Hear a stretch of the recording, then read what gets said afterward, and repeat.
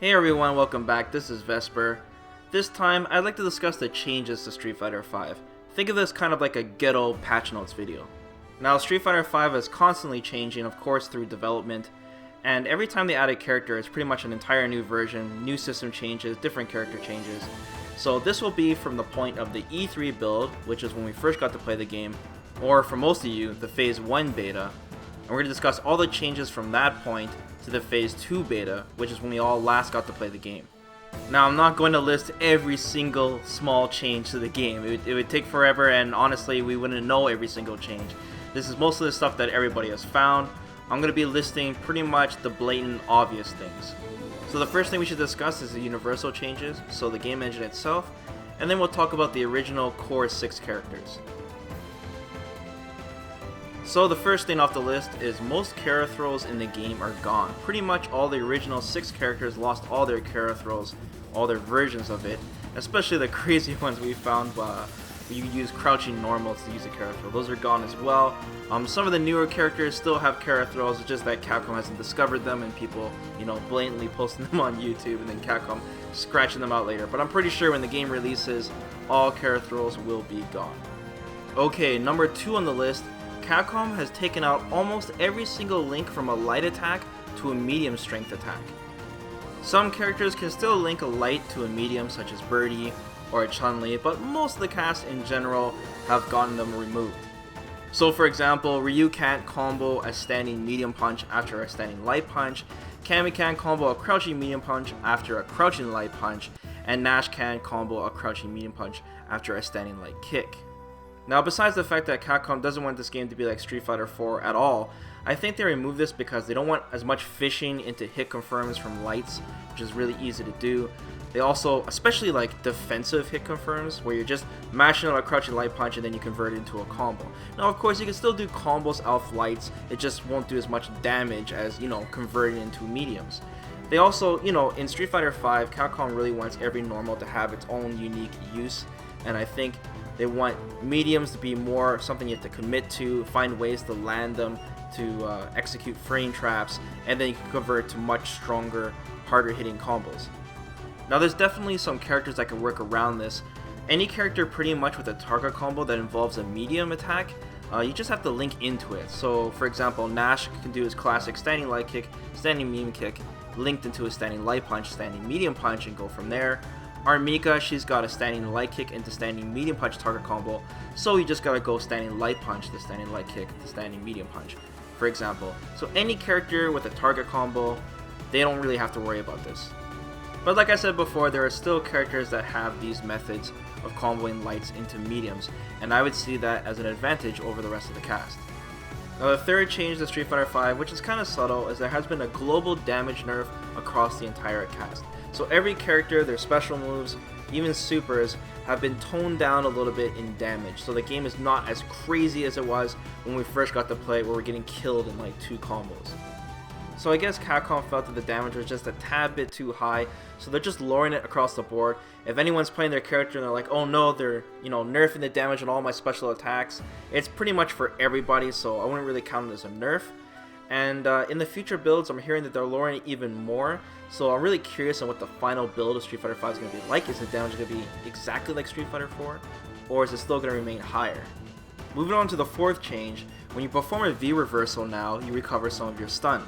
The amount of stun you recover is about 15%, but that could definitely save your life, because you don't want to be dizzy in this game. I've wanted an improvement to V reversals for a while now, so this is definitely a welcome change. I feel like this will definitely give players more incentive to actually use their V reversals now, to postpone their V trigger to get themselves out of the corner, a high pressure situation, or to avoid getting stunned. Okay, Mumble number 5. Crush counters now reward you with half a bar V gauge. So it seems that Capcom is really stressing the point that you want to land your crush counters in Street Fighter V. You want to find as many methods that you can to land these things, because it's not just about damage anymore. Now it's also about resources, gaining that V gauge so you can activate your V trigger and using your V reversals. So even if you know you can punish your opponent even harder without using a crush counter, it still might be worth considering sacrificing the damage to gain the resources as well and securing a strong late game during the match. Okay, so change number 6, the V-trigger activation has been reworked. There is definitely a different speed to it. The amount of time the screen is frozen upon activation is a lot shorter, I noticed. And the biggest thing is that you can now cancel all your regular ground normal attacks standing or crouching into V-trigger. This is pretty much a giant buff across the entire cast of characters. It gives us a lot more options to start our combos from now. It really makes it dangerous if someone has a full V gauge because they can basically convert off a ton of things now. It seems like Capcom didn't want people to activate this raw once they got it and just fish for the opponent to be doing something and then they can, reversal them, and more just to actually commit to something and then activate it. But it's still a type of fishing, which is kind of strange because Capcom avoided a lot of normals or specials that are safe into activation that you can convert into combos, but now there's a ton of safe normals you can do after activation. And on top of that, before in the old version, you couldn't really combo very well off normals. You pretty much had to use a hard version of your attack and then activate and then link it into a medium version and then go from there. But now you can straight up do medium version of your attack, V-trigger cancel into another medium attack, and just a ton of easy combos you can do that are completely safe. You can even activate off a crouching hard kick, off a sweep, and make it safe essentially if they block it. It definitely spices up the game a little bit in the combo department, especially after they removed a lot of the light chains into mediums. But as a result, this change has made some footsie based characters really powerful, such as Cammy for example. She can convert a standing medium kick into V-trigger cancel, and if they got hit from that, then it's a crouching medium punch into half your health gone. So like I said before, all standing normal attacks and crouching normal attacks can now be V-trigger cancelled across the entire cast, but there are some exceptions when it comes to command normals. Pretty much any command normal that hits overhead cannot be V-trigger cancelled, but there's definitely some characters that have command normals that can be V-trigger cancelled, such as Armika or Rashid come to mind. This definitely changes the meta of the way the game is played, and I'm curious to see if Capcom will stick with it when the game is launched. Okay, so change number 7 is a really interesting one. Basically, most special attacks with some invincibility property to it, during the recovery frames they'll now receive a guaranteed counter hit. So this is aimed almost specifically to Dragon Punch-esque attacks. Any attacks that your opponent could just mash out, they are already risky enough as it is, and now if the opponent goes for it and they miss, during the recovery frames when they're landing man and you hit them, it's a guaranteed counter hit, which means basically that you want to use your crush counter and absolutely destroy them for taking that risk. So now it's going to be very scary to mash out your reversals. Now the strange thing is, if you do an EX version of that same attack, the recovery frames will not guarantee a counter hit. So if you use an EX version, I guess it's a little less risky. I don't know, man. You're still going to get blown up hard. I guess you just won't give your opponent half a bar of V-gauge with it. Now they might change the EX part of this. Capcom is definitely experimenting. I've seen in recent footage Rashid use his EX version of his spinning mixer, and it was a guaranteed counter hit, and it was the EX version. So maybe they change that in the future, we don't know. But this is a pretty crazy change because this definitely hurts newer players to the game, because a lot of newer players like to mash out, that Dragon Punch, and basically when they're getting off the ground and using it to escape situations, basically. And now you're just going to get punished harder, man. This is just another tool that better players are going to absolutely destroy newer players. It's going to force people to play more honest and lessen the amount of gambles, because you won't be able to do much because you'll be dead if you guess wrong too many times. Alright, moving on to change number 8.